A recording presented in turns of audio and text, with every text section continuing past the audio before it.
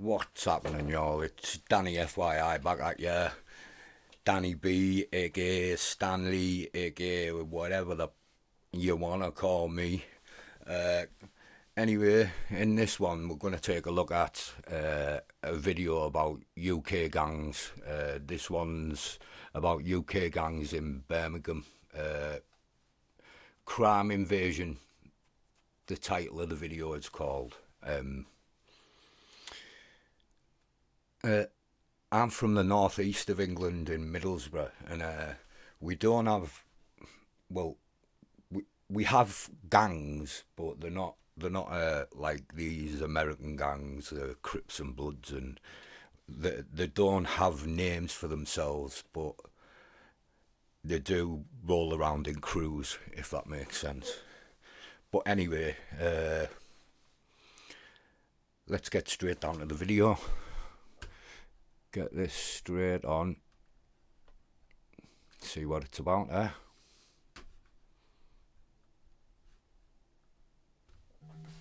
Young gangs are running riots on British streets. We had to shoot people, would shoot people. People had to die. People had to die. Children are being shot dead and kids are taking knives to schools. It's happening on our streets right across the country. How did gang culture get so out of control?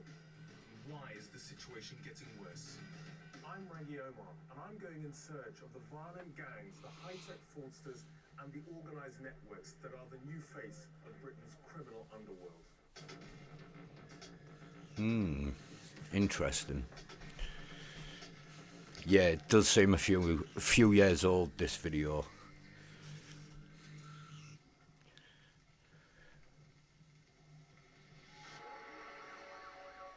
21st century gang violence has reached epidemic proportions. In 2007 alone, more than 50 children have lost their lives to gun and knife crime. The gangsters are getting younger and the level of violence is spiralling. Take Birmingham, England's second city. Gun crime here has risen a staggering 500% in the last few years, and it's a picture that's replicated across the country, with teenage gangs killing one another over tribal loyalties based on nothing more than which postcode they come from. This is the story of two postcodes in Birmingham, where a new breed of gangster has taken over and where battles over turf fueled a full-blown riot that led to a brutal double murder which shocked the nation. Letitia was a good girl. This is as bad as it gets. And I think also, if any Americans are watching this, I think you tend to believe that in England that we don't have any guns, or that we can't get hold of guns, when that's far from reality. The method of killing generally in England is knife crime. Knife crime is the biggest thing in England over guns, but still, guns are prevalent in this country. I just thought I'd add that. Part of me died when Letitia died.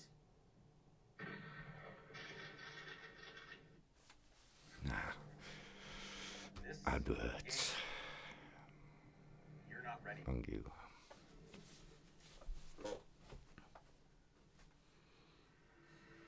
This is the heart of Birmingham, which is England's second city, and standing up here looking down on the city centre, you're really struck by just how much money has been pumped into Birmingham. Beautiful new buildings in the heart of the city, but it's not like that throughout Birmingham. In fact, if you head off in that direction towards the Aston and Lascelles districts, you'll find two areas that have not only been racked and scarred by poverty and a real lack of opportunities, but they've also been racked by gang warfare. According to the West Midlands Police, teenage gun crime has trebled here in the last few years. I wanted to know how the gang problem was affecting young people, so I went to the B19 and B6 districts, where gang violence is endemic. Teenagers here are so scared of gang reprisals that they didn't want to show their faces on camera. That's how it is, of course it is. You don't want to be seen chatting and giving up secrets. to cameras and things like that will put a target on your back. Your ops will come for you then, no doubt. So yeah, I don't blame them for not wanting to be on camera. All these other youngsters that are joined these gangs, you see, for their own protection, they're carrying guns, man. If you look at them in a bad way, if you say something in a bad way, they'll retaliate, you see. People form more gangs to protect themselves from the new gangs. So it keeps on going and going, so it becomes gangs and gangs. There's 12-year-olds getting shot.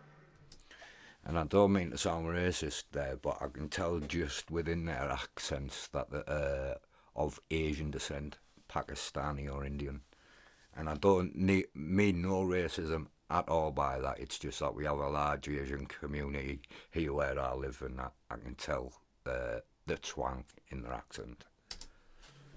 The gangs make much of their money from crack and heroin dealing, and they've become so bold that these dealings often take place in broad daylight on the high street. Around the country, gang territories are increasingly based around postcodes, and so-called postcode wars are believed to have been at the heart of a senseless gang-related murder in March 2007. It happened in Birmingham's busy town centre and started when two young students fell out over gang loyalties. Dwayne Barnes was a young college student, but it was a chance encounter here on New Street in the heart of Birmingham's shopping district that was to have fatal consequences. Dwayne bumped into one of his sworn enemies, and as soon as he saw him, he knew he was in trouble. Eyewitnesses say they saw him running off in that direction towards St. Philip's Cathedral with his assailants carrying a knife. I actually remember this case.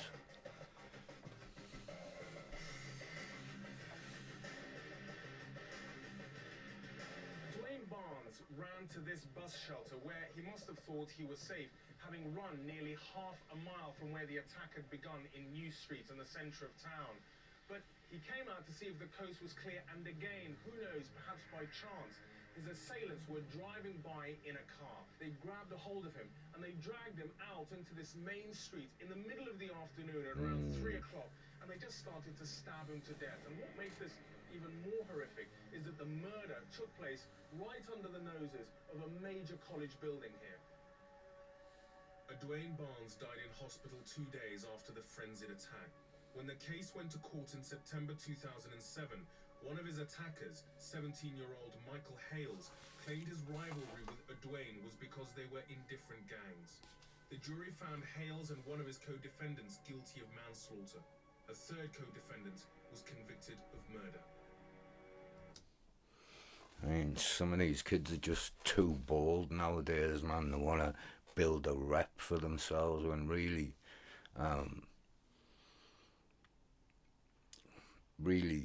when you get older in life, you realise it was all, a life lived like that, you realise it was all bull. It was all for nothing. And I can guarantee when these guys get older, that's how they'll feel also. Michael Hales came from the B6 Aston area, which, along with B19, is among the most violent in the city. The two areas are the strongholds of the notorious gangs, the Burger Bar Boys and the Johnson crew. Their turf is divided by Birchfield Road, a dual carriageway known as Birmingham's Checkpoint Charlie. I'm going to cross the border to see how gang warfare is affecting ordinary people. It has become more violent than it Has that been from people attacking you? Yes, yes. And what happens? I mean, they use knives or... Yeah, they use knives. Knives and blades, axes, Of course, everything. man. It's like a volcano waiting up. Do they sort of rule the streets, these gangs? Well, of course, they are the ruler because they're young and they don't care about anything. You don't get a sense of a sort of police sort of presence. They are not afraid of God. How can they be afraid of police? We're headed just down to what is effectively the border between Lascelles, the area just back there, and Aston. And if you're from Lascelles and you cross this border and go into Aston, you're likely to get attacked.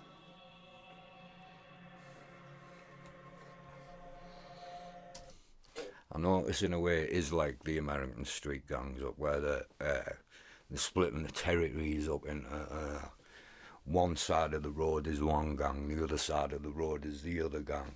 And I mean, living straight across from each other, there's gonna be violence daily, I'd imagine. It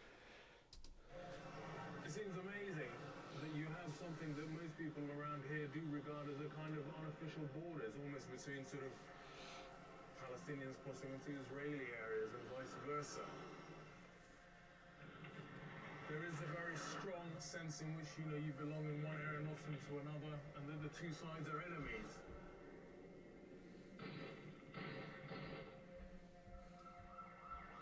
We're going through the underpass now, which is the official border.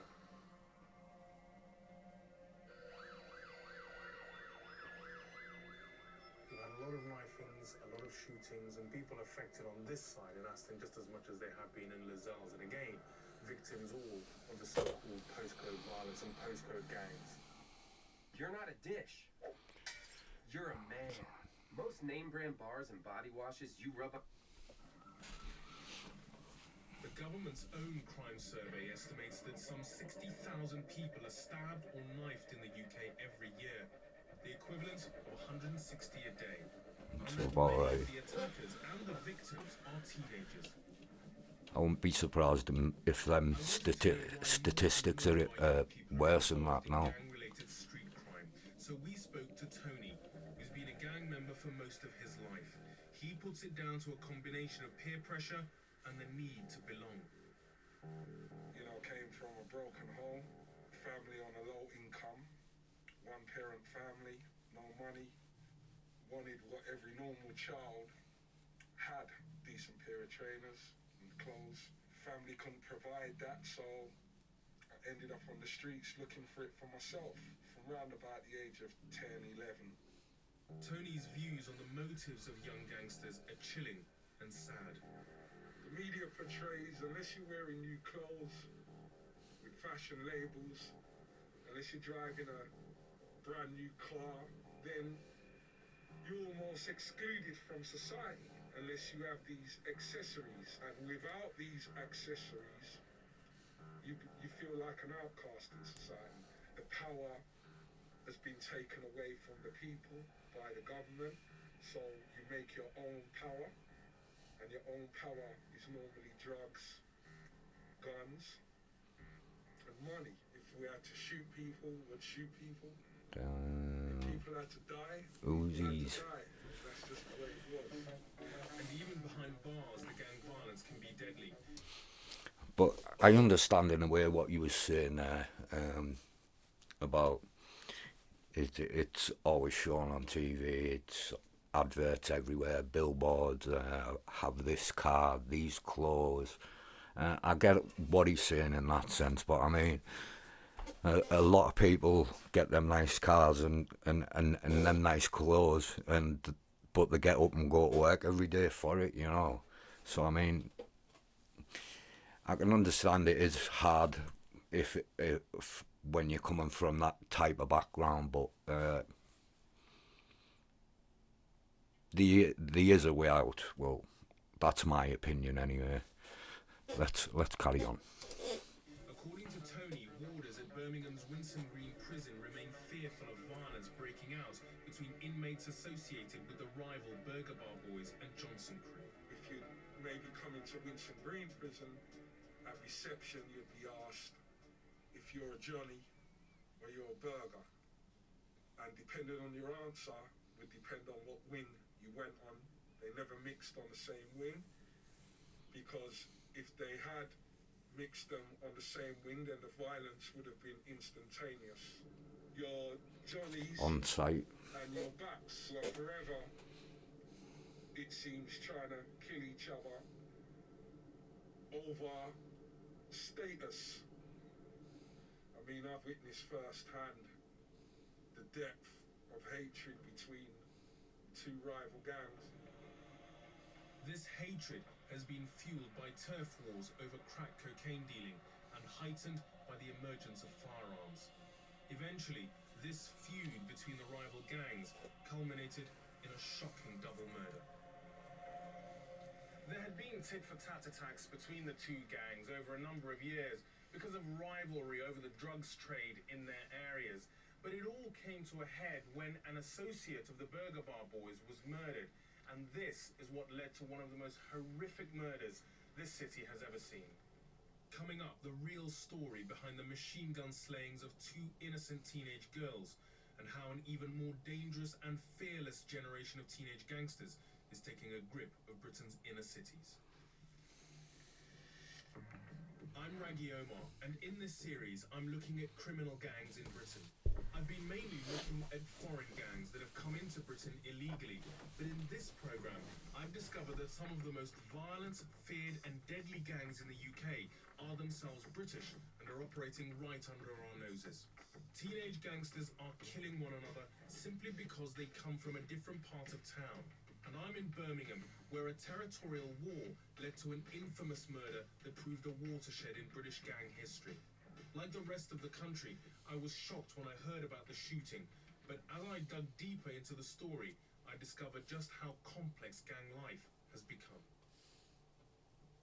It all started with the killing of Johann Martin, an alleged member of the Burger Bar Boys, a gang based in B19 in the west of the city.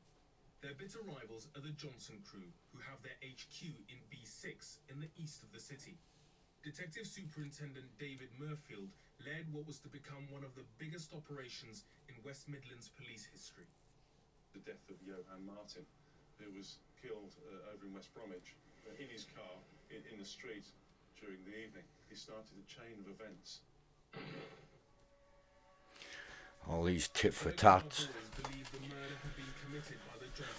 Same story over and over again, man. On New Year's Day 2003, less than a month after Johann Martin's killing, word reached the Burger Bar Boys that members of the Johnson crew had been publicly dissing them on stage at a club called RB's in Birmingham. The Johnson crew members went to a party behind a hair salon in the city where they were spotted by a member of the rival Burger Bar Boys. He phoned his fellow gang members who sped straight over. Also at the party that night were 4 teenage girls, all dressed up for a big night out. Sorry about that, he had a dry mouth. Armdeep Bassi is an investigative journalist and a leading authority on Birmingham's gang culture. The girls would have been stood out here, just, getting some fresh air. The party was coming to a close. It was the early hours. People were beginning to make their way home. There's probably, a group of people sort of milling outside. I was standing outside here, very close to where we are now, getting some fresh air, trying to decide where to go now because it was late. Bear in mind, they were only young girls, 17, 18. They didn't really know the streets that well. They were unsure where to go. That was when a red Mondeo containing members of the Burger Bar Boys arrived at the end of the street. The car drove along here slowly, the red Mondeo. Nobody got out of the Mondeo. Instead, the windows were open, and witnesses recall seeing, the outline of a machine gun. The weapon was put out of the window, and the trigger pulled, and the bullet sprayed along these walls. 37 bullets were discharged from there. The gun itself, the Mac-10, is one of the most, feared weapons in the world. Very high Mac-10. rounds a minute. Damn. I thought that was an Uzi. Machine gun like that, you just pull the trigger and that person dies. I mean, just shooting indiscriminately like into a crowd. Nah. No conscience whoever does that, man. You've got beef, but The gang had missed their intended targets because, unknown to them, the Johnson crew members had remained inside the building during the botched attack. Oh, damn, so I thought the targets were there. The Mac-10 machine gun was never recovered. Instead, the 4 girls had become innocent Innocents, man. 17-year-old Letitia Shakespeare and 18-year-old Charlene Ellis lay dead on the floor, while the other 2 girls were left injured. Rest in peace to them girls. If you really are trying to target one person that you want to kill, the last thing you would do is use a machine gun. especially one that's nicknamed Spray and Pray. And it just leaves me thinking, what on earth were the gang thinking of? Fellas, it's time to take care of I guess I have let my bottom half go. Use Manscaped's lawnmower. Plenty of ads in this one. General intelligence has been overwhelming. A major investigation commenced, one of the biggest that West Midlands has ever undertaken. We then had a stroke of luck finding the car itself, the Red Mondeo. They tried to burn it out, but they've been unsuccessful. In that vehicle, Botched the shooting, botched burning the car. was linked to some of the bullets casings found here. So we could link that car with the scene. We could then link that car with Nathan Martin, the brother of Johan Martin. And then, using telephone forensics, we were able to piece together all the people that were involved in that. Within weeks Gotcha. of the killing, the police arrested 4 men. Rodrigo Sims, the man who had tipped off his fellow Burger Bar boys about the Johnson crew's presence at the party. Nathan Martin, Michael Gregory, and Marcus Ellis, who was incredibly the half-brother of one of the victims. There's a bit of as far as gangland Birmingham is concerned. I don't think it's peculiar to Birmingham, but you find that a lot of the people involved in the Guess gang blood's are not thick of the mortar, huh? And in a lot of cases, the two people from the same family won't even know they're from the same family. Charlene Ellis, one of the victims, turned out was eventually convicted for the murder. Marcus Ellis Makes was sense, I actually don't even know. half-brother. Up until that point, the only people who knew of any kind of gang problem in Birmingham were people from Birmingham, but this brought it into the sort of national and international spotlight, really. Its members are ruthless, shooting even members of their own The 4 girls who were shot were not the intended targets. The problem has got so bad. The violence has to stop. The thing is, the media don't tend to report on stabbings and gang wars and things like that in our media, do you? You only tend to hear of things when it's sort of high profile, innocent of being stabbed or shot or mistaken identities and things like that. I mean, you don't hear a lot on the news outlets about gangs and crimes in that sense. Convictions of these men went a long way to convincing the community as much as anything that if they go out with a gun with the intention of using that weapon and they're discovered and convicted, they'll go to prison for a long time. Rodrigo Sims was inside, he was making phone calls and planning what was going on. He had no involvement in the shooting whatsoever. He went to prison for 28 years. I mean, that had a massive impact on the gangs themselves. After a trial lasting 6 months, the 4 men were found guilty of the double murder and sentenced to 132 years in jail. The convictions of And so they should. members were followed by a huge crackdown on gangs in Birmingham.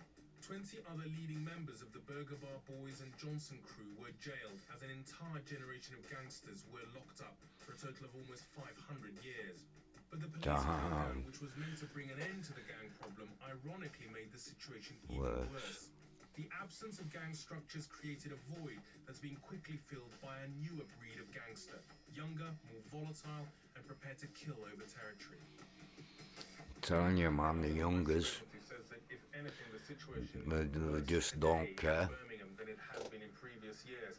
And more than that, the situation is more chaotic and more unpredictable. You have younger men, in fact nothing more than boys, carrying guns, more prepared to use violence, and there seems to be no rhyme or reason to when they resort to violence. It can be over the slightest trivial matter. It's no longer about criminal enterprise, it's about who I am and respecting me.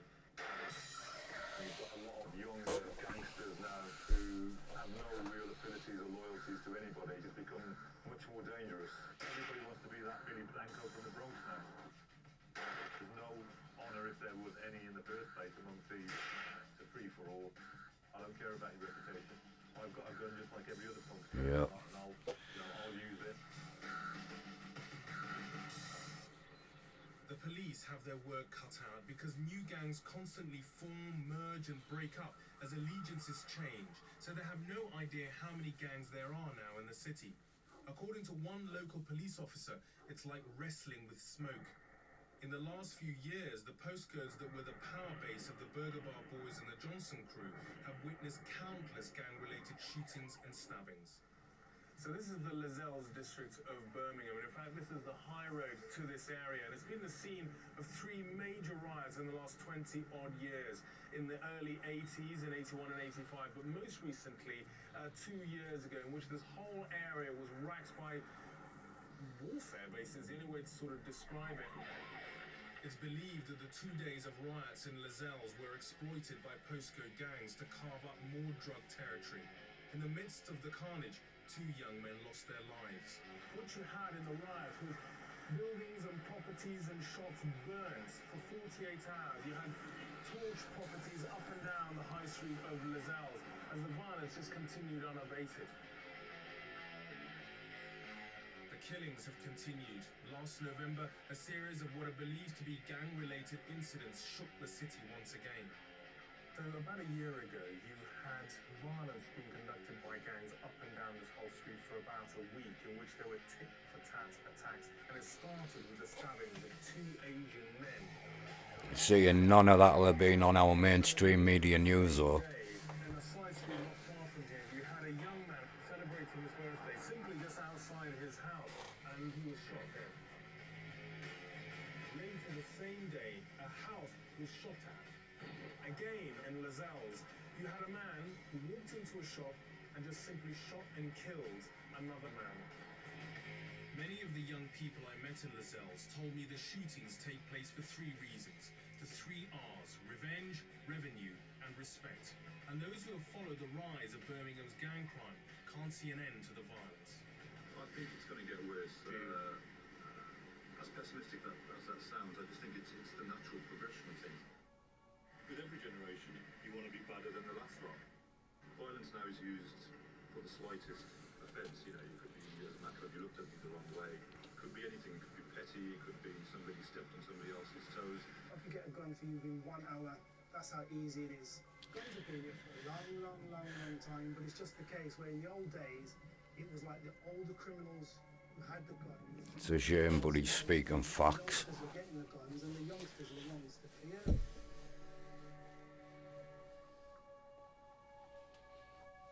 There's a lot of speculation about the factors drawing young people into gangs. What I call as television sort of violence feeds into this idea that, yeah, you can stab someone, nothing's going to happen.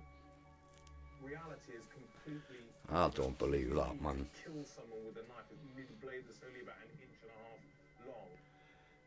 You know, for every hip-hop video I see about guys, you know, going tooled up and blazing away in a drive-by, I wonder how many of those people making the videos have ever seen someone shot dead in the streets, has ever been to an emergency A&E unit and seen doctors trying to work on someone with their guts half spilling out.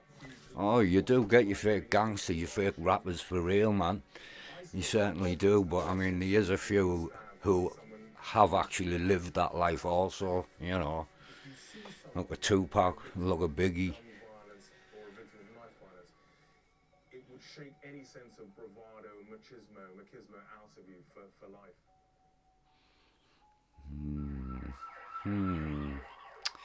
Well. Next time on Crime Invasion, the real gone in 60 seconds. Right, well, there'll be no next time for us with that one.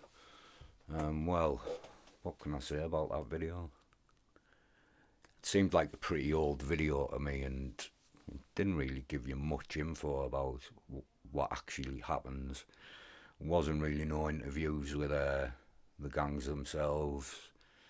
Not really a good video, in my impression, in my opinion.